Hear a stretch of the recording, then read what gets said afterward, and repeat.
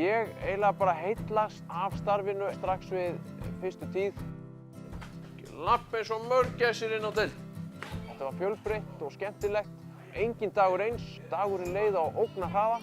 Skemmtileg börn. Þið búin að heyra í heiðlóginni? Já. Ok.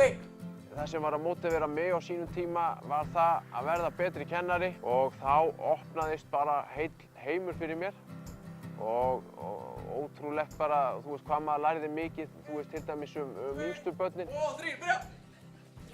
Ég man þegar ég byrjaði, maður var hálftíndur með þeim en síðan bara þegar maður fór í námið og maður svona byrjaði svolítið að skilja hvað þau voru að gera og hvað þau þyrftu og hvernig maður ætti að nálgast þau.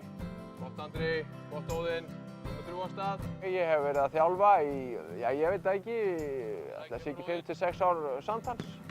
Vel varið Logi, glæsilegt. Bara fá okkur að drekka.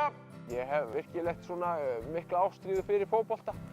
Muniði, boltinn er vinur okkar, hann er góður og hann er mjúkur. En síðan held ég að sé kannski það mikilvægast í þessu eru börnin.